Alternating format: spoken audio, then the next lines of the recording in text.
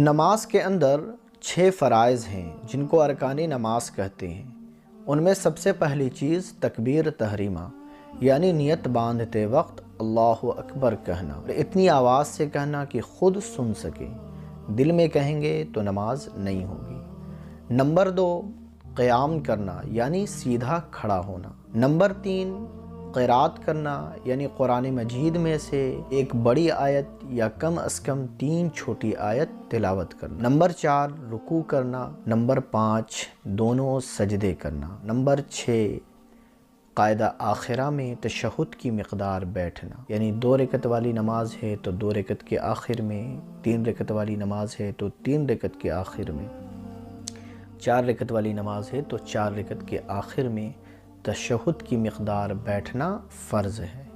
अगर इनमें से कोई चीज़ भी छूट जाएगी आपकी नमाज नहीं होगी।